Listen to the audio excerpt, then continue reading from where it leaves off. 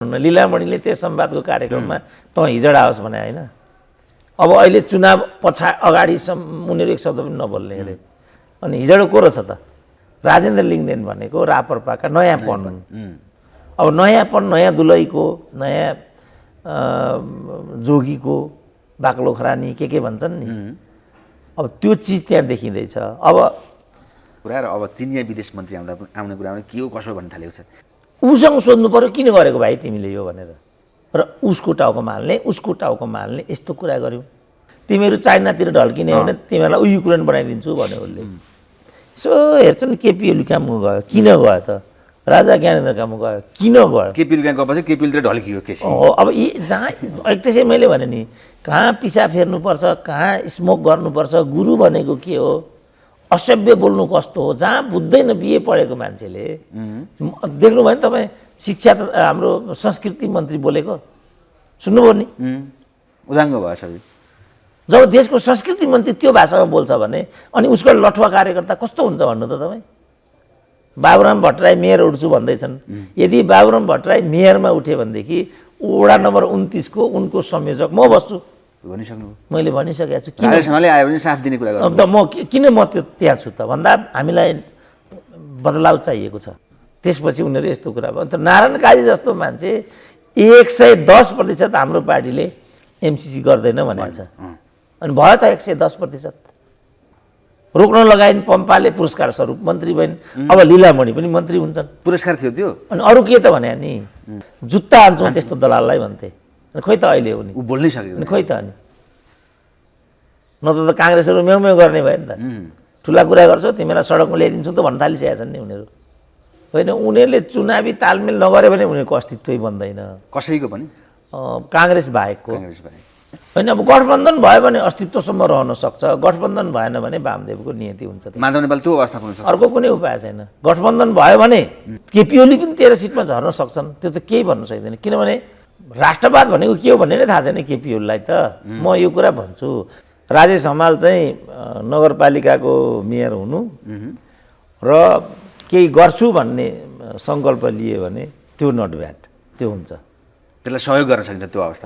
एकदम सकिन्छ, आँखा चिम्लेर सकिन्छ। डाक्टर साहब स्वागत छ त्यहाँ टिम। ल धन्यवाद। डाक्टर साहब अलिक कुराकानी फरक गरौँ। नेपाली समाज कता जाँदैछ? जस्तै एउटा लेटाङ घटना यस्तो भयो कि लाइक कसरी बुझ्ने भन्ने कुरा, व्यक्ति कस्तो अवस्थामा गयो भन्ने कुरा, एउटा सामान्य घटना लिएर त्यहाँ निर्दोष प्रहरीले खुकुरी रेटेर मारिनु पर्ने अवस्था आयो। यसलाई अलिकति थोरै भनिदिनुहोस् त, समाजको बारे मात्रै के हुँदैछ? होइन, त्यो त समाज त्यसमा जिम्मेवार छैन, राजनीति त्यसमा जिम्मेवार छ। किनभने आपराधिक सोचका मानिसहरूको हातमा राजनीति छ। त्यसपछि प्रहरी निसा आयो भने ऊ केही गर्न सक्दैन, ऊ गोली चलाउन सक्दैन, ऊ डन्ठी प्रयोग गर्न सक्दैन। तपाईँ किन लेटाङ भन्नुहुन्छ? ती बारेसम्म देख्नु भएन? पहिला एउटा डन्ठीले मान्छे एउटा काम हुन्थ्यो जिल्लामा। किन त्यति बेला प्रहरी जस्तो थियो नि त? अब अहिले प्रहरी त प्रहरी जस्तो छैन। ऊ आफ्नो जागिर बचाउनमा मात्रै ऊ तल्लिन्छ। तपाईँ अहिले देखिरहनु भएको छ आइजी प्रमोसनको प्रकरणमा। सधैँ यो प्रकरण किन आउँछ खास? अनि ऊ त्यस्तरी गराउनुपर्छ प्रहरीलाई। अनि अब आफ्नो क्यारियर बढाएको प्रहरी भयो भने त ऊ त्यो गर्न तयार हुँदैन। त्यसपछि चाहिँ लेटाङ हुने हो। नभए प्रहरीलाई रेटी मार्दा तपाईँ लेटाङको कुरा गर्नुभयो, कैलालीमा यही भएको हो नि त। यहाँ त एकजना जवान बिचरा नियत्ता एकजना महिलामाथि यो हमला भयो। उहाँ कैलालीमा त एसएसपी लेभलको चाहिँ 8 जनाको ज्यान गएको छ। 2 वर्ष 3 वर्षको बच्चा मारिएको छ त्यहाँ। लेटाङमा के भएको छ त्यसको तुलनामा? के गल्ती थियो त्यो बच्चाको? त्यसकारण प्रहरीको मनोबल अहिले चाहिँ एकदम गिरेको छ। प्रहरी राजनीतिक दलको तपाईँ देखिरहनु भएको छ नि त। अब प्रचण्डकै अङ्गरक्षक भएको मान्छेलाई एसपी बनाएर चाहिँ उनले आफ्नो जिल्लामा लगे। के काम गरे होला तिनीले? ल भन्नु त किन लगेको होला तिनलाई त्यहाँ? देखिछ त। यो त अर्को पार्टीको कार्यकर्ताले त देखिराखेको हुन्छ। त्यसपछि तँलाई भन्ने हिसाब आउँछ त्यहाँ। तपाईँ देख्नुभयो एकचोटि तनहुमा कि कहाँको घटना थियो, तपाईँले सम्झिनुभयो कि बिर्सिनुभयो मलाई थाहा छैन। हाम्रो सरकार आयो भने तँलाई म देखाइदिउँला भनेर चाहिँ एउटा फ्याङ्टे नेताले इगो लिएको छ। होइन यो भन्नु नै कस्तो, हाम्रो पार्टी आयो भने तँलाई देखाइदिन्छु भने के हो? म सञ्चार मन्त्री भयो भने तेरो युट्युब बन्द गरिदिन्छु भन्न पाउँछु म? तर गर्छन् यहाँ।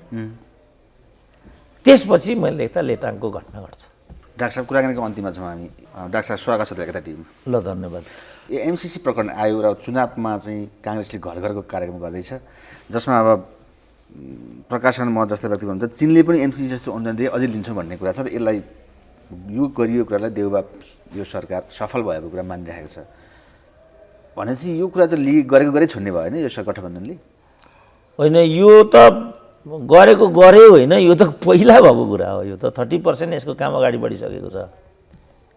यो कसैले रोकेर रोकिँदैन, यो कसै गरी पछाडि जाँदैन। यो यत्तिकै हल्लियो मेलम्जी भयो भने म भन्न सक्दिनँ, तर यो रोग हो, अब तपाईँको शरीरभित्र पस्यो। यो तपाईँ पन्छाउन सक्नुहुन्न। तपाईँलाई क्यान्सर लाग्यो भने तपाईँ के गरी पनि तपाईँ त्यसबाट चाहिँ मुक्त हुन सक्नुहुन्न। भने चाहिँ एमसिसी लगायतका अनुदान अब समस्याका रूपमा अगाडि बढे भने यो खेलोमेलो हो नि त। एमसिसी भनेको खेलोमेलो हो। यस खेलबाट चाहिँ स्थायी रूपमा अमेरिका नेपालमा आउने कुरा हो यो, र हुन्छ त्यस्तो।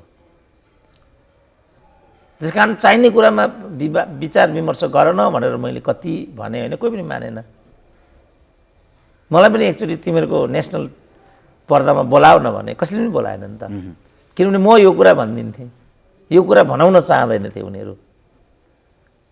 अहिले पो बिचरा युट्युबको सिस्टम छ र म अलिकति यताउता, होइन? न त म जस्ता मान्छेको विचार त कहिले पनि जनसमक्ष आउने थिएन। तपाईँ यही भन्नु न, लीलामणिले त्यस संवादको कार्यक्रममा तँ हिजडा आओस् भने, होइन? अब अहिले चुनाव अगाडिसम्म उनीहरू एक शब्द पनि नबोल्ने अरे, अनि हिजडो को रहेछ त?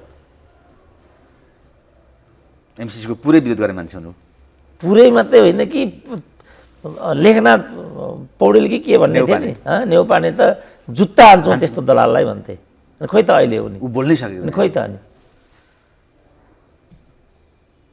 नाटक गरेका हुने यो अथवा के हो? होइन होइन, यो उनीहरू अब के भन्ने यसलाई? अब यो उनीहरूलाई प्रचण्ड कसरी राजनीति गर्दैछन् भन्ने सायद थाहा छैन, थाहा नभएर होला। कसरी जनयुद्ध भयो भन्ने थाहा भएन। उनीहरू लडे, बिचरा निर्दोष मान्छे थिए, तर जनयुद्धको पछाडि के थियो कसो थियो भन्ने कुरा थाहा भएन होला उनीहरूलाई। त्यसपछि उनीहरू यस्तो कुरा भयो। अन्त नारायण काजी जस्तो मान्छे 110% हाम्रो पार्टीले एमसिसी गर्दैन भनेको छ, अनि भयो त 110%। भनेपछि थाहा रहन्छ नि त नारायण काजीलाई पनि के गर्दैछ नेतृत्वले भन्ने कुरा नारायण काजीलाई पनि थाहा रहन्छ। अब नारायण काजी त कोर लिडरसिपका भन्ने हाम्रो बुझाइ थियो नि। अब कहाँ अब लीलामणि र लेखनाथ नेउपानेलाई थाहा हुन्छ त यो कुरा? थाहा हुँदैन नि। प्रचण्डलाई मात्रै देखियो थाहा भएको वास्तवमा, होइन? सबै कुरा त्यो त तपाईँ पुल्चोकको सभामा एमसिसी विरोधी नारा लाग्दा देन दिएर रोकेको होइन? रोक्न लगाइन् पम्पाले पुरस्कार स्वरूप मन्त्री भइन्।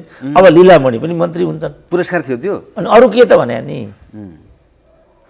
न त पम्पाको मन्त्री हुने पालो, र उनीहरू त पार्टी फुटाउने हुन् रामबहादुर थापा बादलसँग। बादललाई पार्टी फुटाए बापत दण्डित गर्नुपर्ने कि मन्त्री बनाउनु पर्ने? त यो एउटा भ्रष्टीकरण उपभोक्तावादको प्रवृत्ति हावी छ। जस्तो अघि हामीले कलाकार इत्यादिको कुरा गऱ्यौँ नि, उनीहरूले एउटा प्रक्रियाबाट हुनु एउटा अर्कै कुरा हुन्छ, तर यो त खालि के भने उपभोक्तावाद हावी छ त्यहाँभित्र। अब यहाँ प्रचण्डको कति बाटो पनि देखिन्छ। अब अहिले मन्त्रालय नयाँ हुने कुरामा हाम्रो हैसियत अनुसार अगाडि बढ्नुपर्छ, राम्रा मन्त्रालय भन्ने लागेको छन् प्रचण्ड। यो छोड्दैनन् अथवा होइन? यिनीहरू त अब अवसरवादीहरू हुन्। अवसरवादीको कुनै चरित्र हुँदैन, कुनै स्वरूप हुँदैन, कुनै आदर्श हुँदैन। मैले पहिला पनि भनिसकेँ, होइन? अब अहिले प्रचण्डलाई जोरी खोज्नु पर्यो, किनभने उता गठबन्धन हुँदैन के भन्दैछन् काङ्ग्रेसका धनराज गुरुङहरू। त्यसो भने हामीलाई पनि माल चाहियो, भाग चाहियो भनेको होइन भने हामी पनि चाहिँ तिमीहरूको जस्तो च्याखे थाप्न हामी पनि जान्दछौँ भनेर प्रचण्डले चाहिँ गठबन्धनको लागि घुर्क्याएको। अब काङ्ग्रेस पनि त्यहाँ म्याउ गरेर मन्त्री हुन पर्खिराखेका होलान्। ओहो, प्रचण्डले यसो भनिदियो भने त हामीले भोलि भाग्न पाउने भयौँ भनेपछि प्रचण्डलाई हुन्छ भन्नुमै कल्याण रहेछ कि भन्ने खालको माहौल निर्माण गर्नको लागि प्रचण्डले यो पासा फालिदिएको। न त काङ्ग्रेसहरू म्याउ गर्ने भयो नि त। ठुला कुरा गर्छौ तिमीलाई सडकमा ल्याइदिन्छौ त भन्न थालिसकेका छन् नि उनीहरू।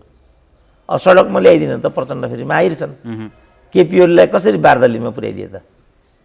प्रचण्डले हो यो। त्यो त देखिरहनु भएको छ तपाईँ।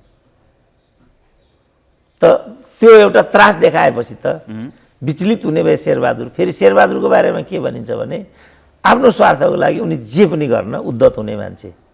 विगत पनि त्यही छ, ठ्याक्कै लगेर राजाको चरणमा संविधान बुझाइदिने मान्छे हुन् शेरबहादुर त। त्यस कारणले शेरबहादुरको यो बानी प्रचण्डलाई राम्रोसँग थाहा छ। यो चुनावी तालमेल माधव नेपाल प्रचण्ड देउबाको कुरा के हो डाक्टर साहब?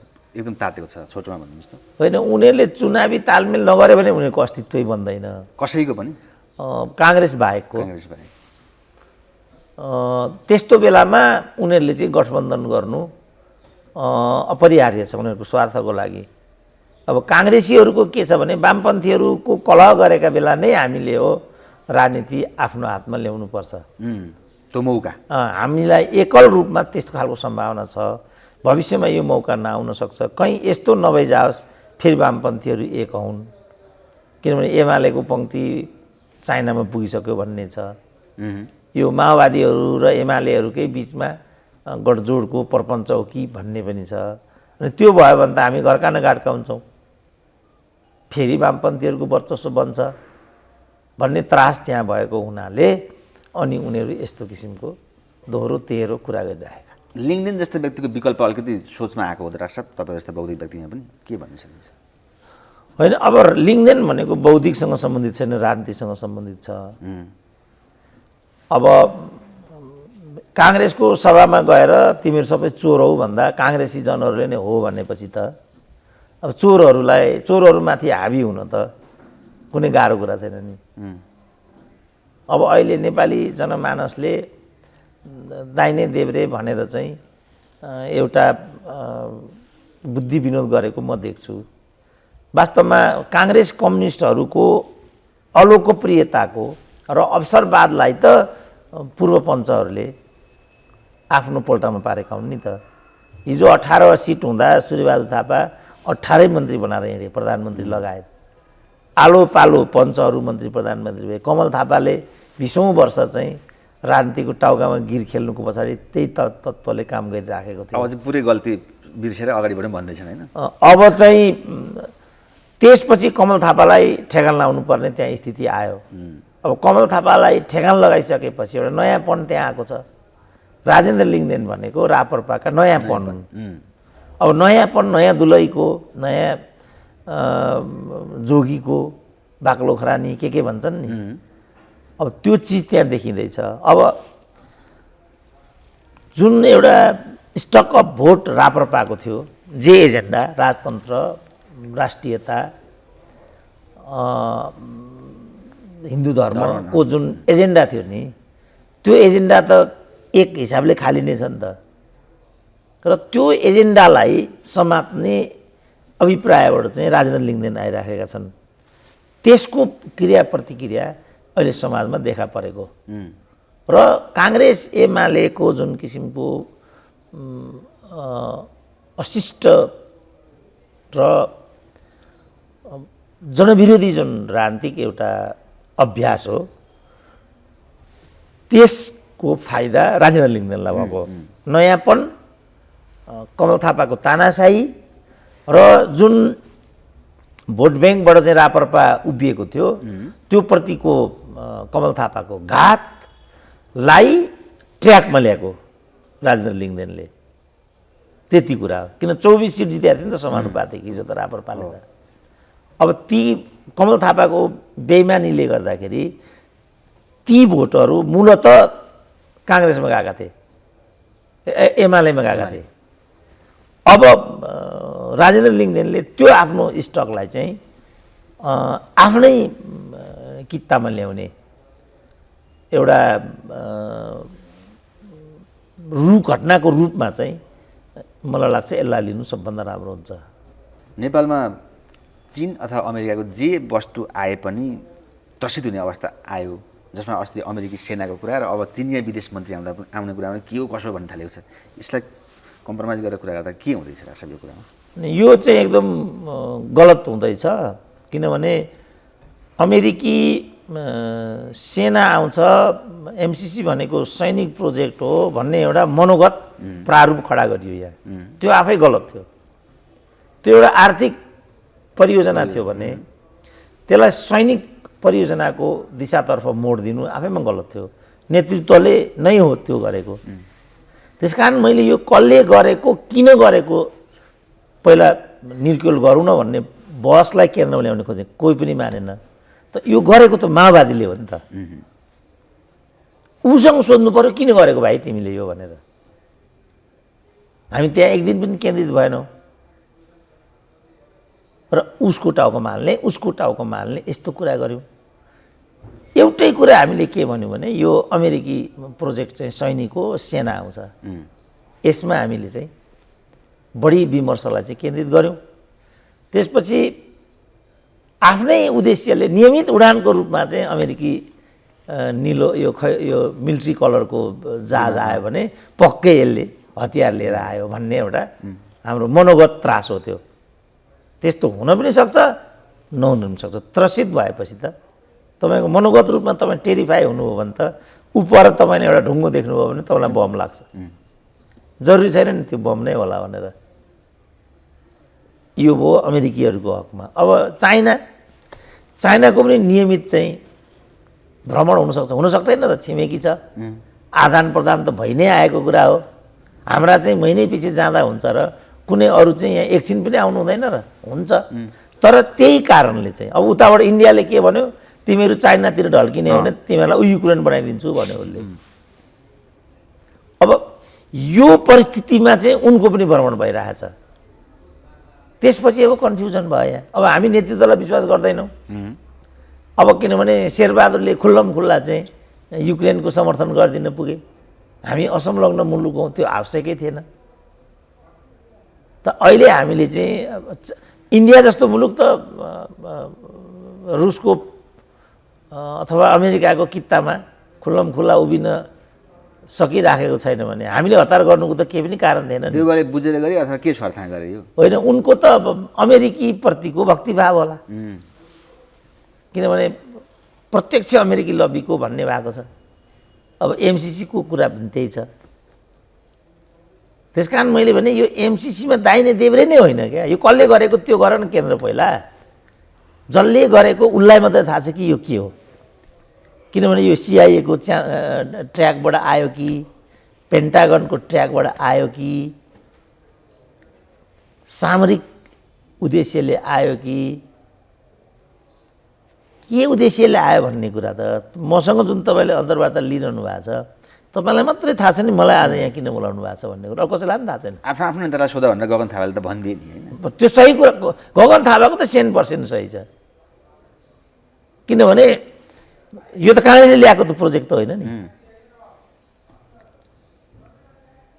यो त इन्टायरली ल्याएको चाहिँ माओवादीले हो र सबै 6वटा सरकारहरू यसमा चाहिँ छन्, त्यसमध्ये एउटा काङ्ग्रेस हो। यति हो नि कुरा। जस्तो महाकाली, जसले जे भने पनि महाकाली ल्याएको त माधव कुमार नेपालले हो। त्यो पनि शेरबहादुरले नै गरेछ फेरि। तर त्यो ठ्याक्कै ल्याएको त माधव कुमार नेपालले हो नि। त तत्त्व कुरा नबुझिकन कराइयो भने गलत ठाउँमा पुगिने रहेछ।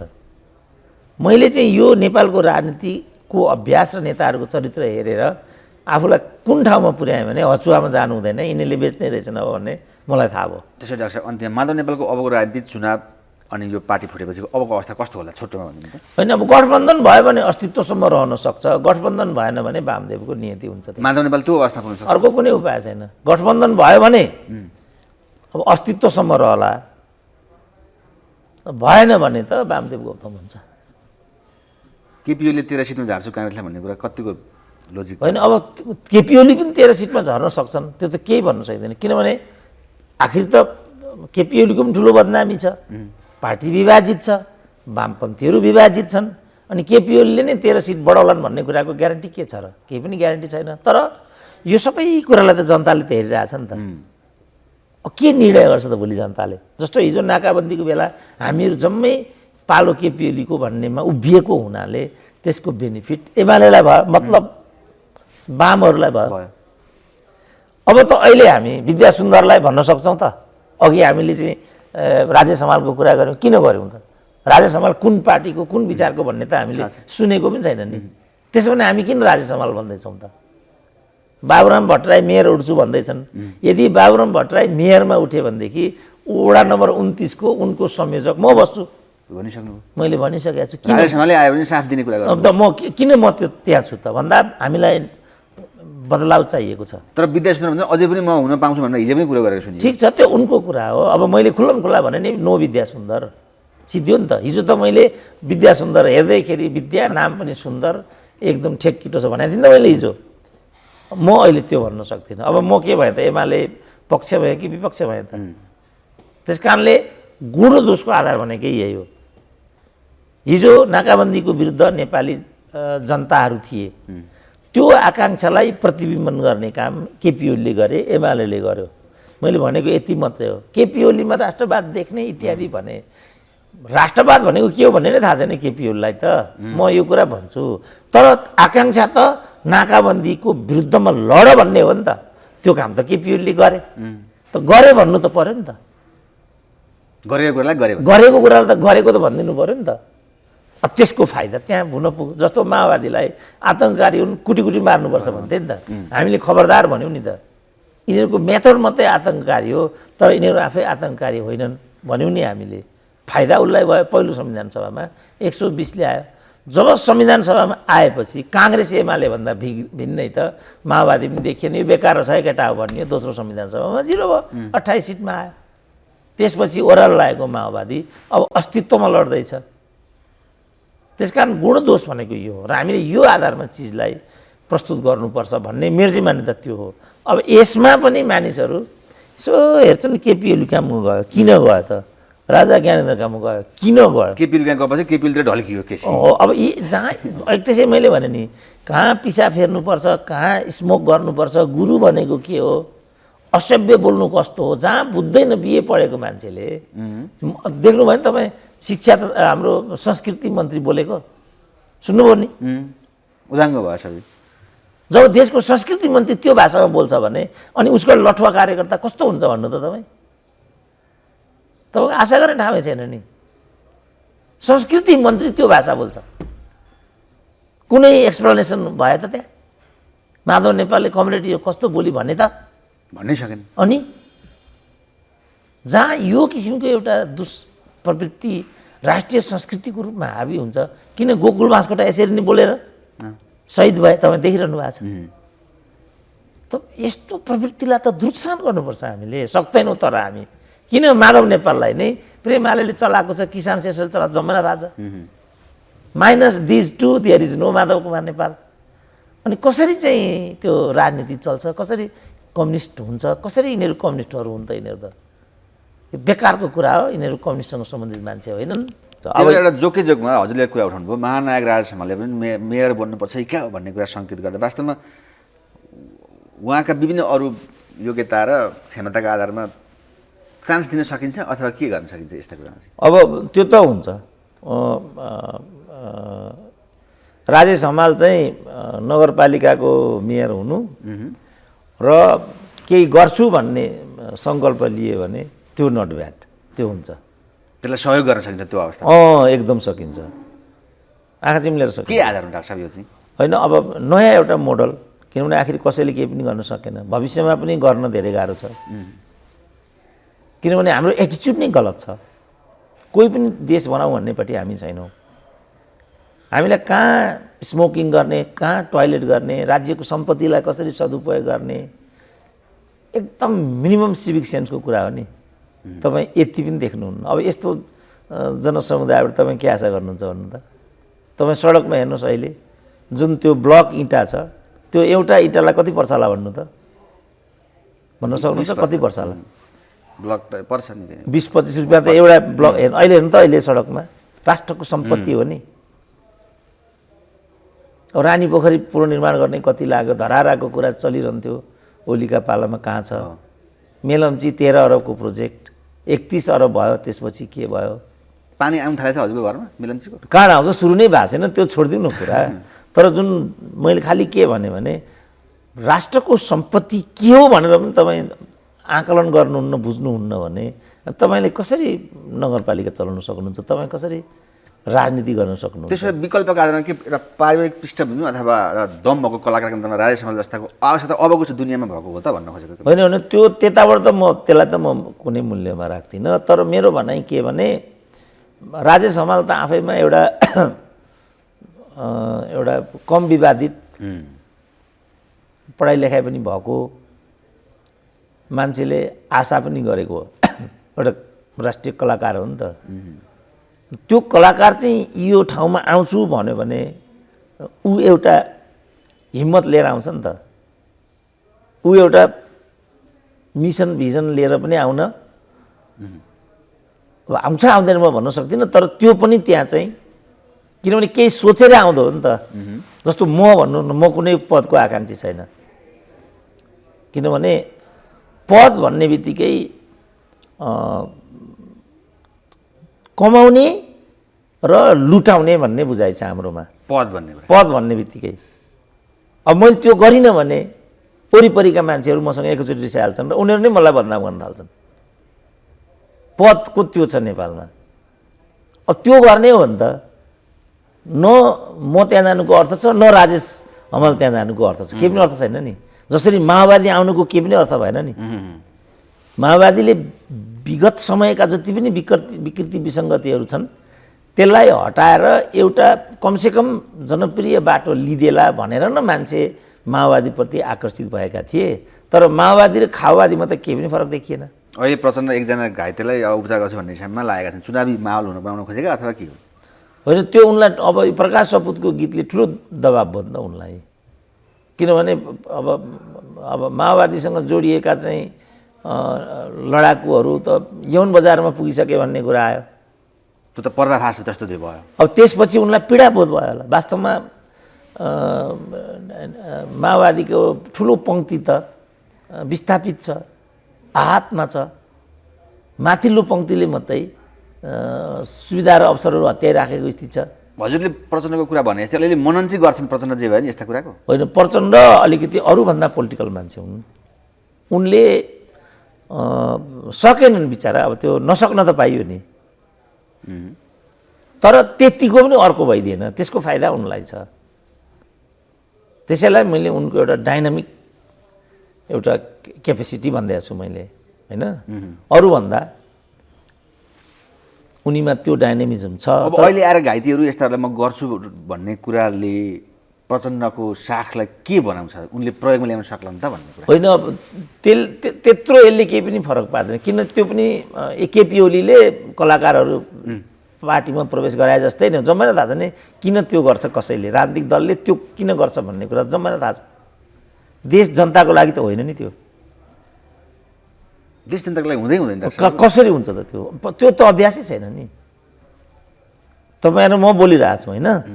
तपाईँको एउटा हिसाब होला, मेरो एउटा हिसाब होला। दुवैको दावा के छ भने हामी यो देश र जनताको लागि नै गरिराखेका छौँ, यो छ नि दावा। तर आम मान्छेले यो मान्दैन। आयो एउटा युट्युबे भनिदिन्छ, सुरेन्द्र केसी टिभीमा अन्तर्वार्ता दिन पाउँदैन, युट्युबमा मचिन्छ भनिदिन्छ। तपाईँ के गर्नुहुन्छ? किन माहौल बिगारिदिएको छ मान्छेले। त यो कारणले हामीले चाहिँ सब्सट्यान्सियल केही पनि गर्न सकेका छैनौँ। त्यही भएर एमाले पार्टी विगतदेखि हजुर त यसमा ज्ञाता नै हुन्छ नि त। यस्ता विभिन्न व्यक्ति इन्ट्री अथवा उसको भिजन मिसन डेभलप भएको छ कि के छ त डाक्टर साहब? होइन, त्यहाँ आयाराम गयारामहरूको नै चल्ती छ जुनसुकै पार्टीमा पनि। एक समय थियो जम्मै माओवादी भए, अब त्यसपछि फेरि माओवादीले पनि उहिरहेछ भन्ने कुरा भइसकेपछि त्यहाँबाट मान्छे विकसित हुन थाले। अब अहिले तपाईँ देखिरहनु भएको छ, खुरुखुरु माओवादीबाट पनि छोडे भन्ने सुन्नुहुन्छ, एमाले माओवादी भयो भन्ने पनि सुन्नुहुन्छ, माओवादी एमाले भयो भन्ने पनि सुन्नुहुन्छ, कति त काङ्ग्रेसमै पसे अरे भन्ने पनि सुनिरहनु भएको छ नि। अब यी त आयाराम गयारामहरू हुन्। यस्ताको त केही पनि मूल्य हुँदैन नि। मेरो भनाइ चाहिँ एउटा मूल्य भत्ता, एउटा मूल्य निर्माण गर्नु पर्यो। कोही पनि आउने जाने हो भने प्रक्रियाबाट, तामझामबाट होइन, आफ्नो ग्ल्यामर र सेलिब्रिटीलाई दुरुपयोग गरेर होइन, यो त सिधै जम्प गर्ने कुरा हो नि। एमाले जोइन गर्ने भने प्रारम्भबाट चाहिँ पद्धतिसङ्गत तरिकाले आउनु पर्यो। माओवादी जोइन गर्ने भने प्रारम्भबाट। तर हजुरले भने जस्तो मोहन चन्द्र जस्ता कता गए अथवा यता प्रचण्डहरूसँग सम्बन्धित वैद्यहरू जस्ता कता गए, त्यो कन्टिन्युटी हुनै सकेन नि त त्यस्ता व्यक्तिको। त्यही त अवसरवाद र उपभोक्तावाद त्यहाँभित्र हाबी छ नि त। अथवा इमान्दारिताको त्यहाँ ठाउँै हुँदैन भन्ने कुरा हो अलिकति होइन। अब मुख्य कुरा राजनीति के हो त्यो बुझ्नुपर्छ। राजनीति भनेको एउटा ग्ल्यामरियस मानिसहरूको धन्दा होइन नि। राजनीति भनेको त समाज बदल्ने प्रक्रिया हो। यो चाहिँ मिसन भिजनसँग सम्बन्धित हुन्छ। तपाईँसँग के भिजन छ त्यसलाई चाहिँ साकार बनाउन तपाईँ के तपाईँसँग चाहिँ पोलिसी प्रोग्रामहरू छन्, त्यसमा को कहाँ कसरी फिट हुन्छ, एउटा यो पक्ष भयो। अर्को यस्ता किसिमका चाहिँ सेलिब्रिटी र ग्ल्यामरस व्यक्तिहरूलाई जसको एउटा राष्ट्रिय लेभलको चाहिँ क्रेज छ, त्यो क्रेज भएका व्यक्तिलाई पार्टीमा उलेर होइन, विभिन्न संवैधानिक निकायदेखि राज्यसभासम्म पुर्याएर राष्ट्रपति उपराष्ट्रपति पद पनि यस्ता मानिसहरूका लागि। भारतमा तपाईँ हेर्नुभयो भने प्रायः यस्तै मानिसहरू मात्रै देख्नुहुन्छ कि स्वतन्त्रता सेनानीको पृष्ठभूमिबाट आएका, कि समाज सुधारकको रूपमा चाहिँ ख्याति कमाएका। तर पछिल्लो कालमा चाहिँ त्यहाँ पनि उपभोक्तावाद हाबी भयो। पार्टीभित्रको एउटा पात्रलाई किनारा लगाउनु पर्यो अथवा कुनै पारितोषिक दिनु पर्यो भने तिमी राष्ट्रपति भनिदिने चलन आयो। अब जस्तो यहीँ हाम्रो पनि भन्नुहुन्न, अब रामवरण चाहिँ तराईबाट राष्ट्रपति भएको, तराई मुलुकले पनि अवसर पाउँछ भन्ने कुरा एउटा नमुना हो इत्यादि भन्न खोजियो। वास्तवमा त्यो हिसाबले रामवरणलाई राष्ट्रपति बनाइएकै थिएन। राष्ट्रपति हुने पालो गिरिजाको थियो। प्रचण्डले द्वैध सत्ता कायम हुन्छ भन्ने कुतर्क झिकेर गिरिजालाई निषेध गरिदिए। निषेध गरिदिसकेपछि बाहिरी तत्त्वले चाहिँ एउटा पासा फालिदियो त्यहाँ। फलस्वरूप जम्मै दलले चाहिँ नयाँ एउटा मूलको प्रवृत्तिलाई त्यहाँ पुर्याउने होडबाजी गरे। यताबाट रामवरण आयो, उताबाट रामप्रीत आयो, माओवादीले चाहिँ राजा राम अगाडि सारिदियो। सबै रामै राम अगाडि आए। माओवादीको खेल थियो। माओवादीले के तर्क निकाल्यो भने राजाराम चाहिँ प्रथम गणतन्त्रवादी भएको हुनाले उनलाई राष्ट्रपति बनाउनुपर्छ भन्ने झिकिदियो बिङ्गा। अब उनी वास्तवमा गणतन्त्रवादी पनि हुन्, लडेर आएका पनि हुन्, अनि तराई मुलका पनि हुन्। अब अन्य दलहरूलाई पनि ठुलो चुनौती भयो। अब गिरिजाले देखे जित्न सकिँदैन, एमाले देख्यो जित्न सकिँदैन, अनि त्यो माओवादीको गोलचक्करमा पसेर सबैले तराई मुलको उम्मेदवार अगाडि बढाउँदा तराई बिचमा प्रतिस्पर्धा हुँदाखेरि ट्याक रामवरण गइदिए। अब त्यहाँ न सुविचारित रामवरणलाई त्यहाँ लैजाउँ भनेर लगिएको, न रामवरण त्यो पद डिजर्भ गर्थे, न अरू कुनै कारणहरू त्यहाँ थिए। तर अब रामवरण आफैमा चाहिँ एउटा एकदमै पढे लेखेको डाक्टर चिकित्सक भएको हुनाले तराईबाट हुर्केको एउटा संस्कार नेता बिपी कोइरालासँग पनि संसर्गमा रहिसकेको नेता हुनाले बाध्य उनले त्यो पदको गरिमालाई अरूको तुलनामा मेन्टेन गरिदिए। अब तपाईँ यसलाई आफ्नो सुविधाअनुसार व्याख्या गर्न सक्नुहुन्छ। मैले एउटा कोड दिन खोजेँ, मेरो यसमा कुनै आग्रह छैन। रामवरण व्यक्तिगत रूपमा मेरा पनि मित्र हुन्, म उनको रेस्पेक्ट पनि गर्छु, तर मैले एउटा कोड मात्रै दिएको, कुनै आग्रह यसमा छैन। यसमा पनि मान्छेले आग्रह राख्न सक्छन्, अरू कोहीमा पनि आग्रह राख्न सक्छन्, राख्न सकिन्छ। त्यस कारण मेरो चाहिँ जोड कहाँ हो भने आग्रह राख्ने कुराबाट बस्दै यी चिजहरूलाई किन बुझ्नु हामीले पर्यो भने यसलाई उनीहरू नकारात्मक रूपमा लिइदिन्छन्। तपाईँ एक शब्द भन्नुहोस् कसैलाई, सबै त राज्य सम्हाल हुँदैनन् नि। राजेश हमाललाई कति गाली गरे के गरे उनले त्यसलाई हिसाब गरेन। किन अघि तपाईँले खानदान के भन्नु भने त्यो एउटा ब्याकग्राउन्डबाट आएको मान्छे भएको हुनाले त्यसलाई उनले सहजै रूपमा लिए। तर सबैले त्यो गर्न सक्दैन। भोलि उत्तेजित भएर चाहिँ एकदम प्रेस रिलिज गरिदिन्छन्। कोमल ओलीको पनि मैले कतिचोटि नाम लिएँ, बिचरा उनले पनि त्यस्तो रियाक्ट गरेको मैले सुनिनँ। किनभने मेरो कोमल ओलीप्रति पनि एउटा उच्च सद्भाव हो। एउटै कुरा के हो भने राष्ट्रिय सभामा जानको लागि अलिकति छिटो भयो। किनभने त्यहाँ त थुप्रो, अघि तपाईँले जेबी टुरेकै नाम लिनुभयो। अब कुन्ता शर्मा छिन् ऊ धरानमा, शहीद पत्नीहरू छन् उता झापामा, सबका सबलाई मौका चिन्नु ला र चिन्दिनँ नि। अनि कसरी कोमल ओली त भनेको मैले। तर यही क्षेत्रबाट पनि जस्तै प्रकाश सपुतले देखाइदिए त वास्तवमा राजनीतिक हिसाबमा इफेक्ट त पार्दो रहेछ नि त, साँच्चै नै गर्ने हो भने त होइन। त होइन, प्रकाश सपुतसँग त जुन किसिमको क्षमता थियो उनी पनि त यो छोटो बाटो लिन सक्थे नि त, लिएनन् नि त। उनले त्यो बाटोबाट आफ्नो हैसियत त्यहाँ देखाइदिए, यो उनको महानता हो। तर अब त्यो कुरा त अहिले चल्तीमा छैन। कसरी झम्टे त प्रकाश सपुतलाई यिनीहरूले? ओहो, प्रकाश सपुतसँग एउटा चाहिँ रहेछ सृजनशीलता, त्यता गएनन् नि त। बाध्य भएर उनले चाहिँ सृजनालाई त्यहाँबाट हटाउनु पऱ्यो कि परेन? त सहन तयारै छैन मान्छे। ऊ केही पनि सहँदैन नि। उसलाई मन नपरेको कुरा तपाईँ भन्नु हुँदैन। तपाईँले उसलाई मन नपरेको पहिरन लगाउनुहुन्न तपाईँले। समाज त त्यहाँ छ नि त। त्यसकारण मैले भने अब यस्तो चिजमा चाहिँ प्रवेश नगरेकै कल्याण छ अहिले। त्यो ऊ सुन्नै मान्नै तयार छैन। सुन्नै सक्दैन। झन् यो कम्युनिस्ट पार्टी त सुन्नै सक्दैन। यो थ्योरीमा लाग्छ र यो कुरा? थ्योरीमा त लाग्छ, तर यहाँ चाहिँ त्यो पनि भ्रष्टीकरण भएर गएको छ। कम्युनिस्ट आफै एउटा असहिष्णु एउटा स्कुल अफ थटको सिद्धान्त हो भन्ने नै देखिन्छ। भौतिक रूपमा नै सिद्ध्याइदिने यो अभ्यास कम्युनिस्ट विचारभित्रको यो एउटा चुनौती छ। तर अब यहाँ चाहिँ कम्युनिस्टको आवरणमा एक खालका क्यारिलिस्टहरूको चाहिँ जमात हो। यो कम्युनिस्ट होइन नि त। यो यिनीहरू क्यारिलिस्ट मात्रै हुन्। न काङ्ग्रेसहरू डेमोक्रेट हुन्। उनीहरू काङ्ग्रेस मात्रै हुन्, डेमोक्रेट होइनन्। यिनीहरू क्यारिलिस्ट मात्रै हुन्, कम्युनिस्ट होइनन्। त्यसै कारण त करिश्माहरूलाई एमाले हुन सम्भव भयो नि। नत्र करिश्मा कोमल ओलीहरू कसरी कम्युनिस्ट हुने भन्नु त? हुन सकेछ कम्युनिस्ट। हामी कम्युनिस्ट हुन सक्छौँ, म कम्युनिस्ट हुन सक्छु। त्यस्तो सम्भव छ अहिलेको समयमा? कम्युनिस्ट नभएर यो भइरहेको थियो। यस, सजिलो छ त्यहाँ। कम्युनिस्ट हुनु अबको जमानामा मान्छे कम्युनिस्ट हुन सक्दैन नि। त्यो सम्भव छैन त्यो। किनभने त्यो मान्छेको केमिस्ट्री भन्दा परको कुरा हो। त्यो हुन सकिँदैन कम्युनिस्ट।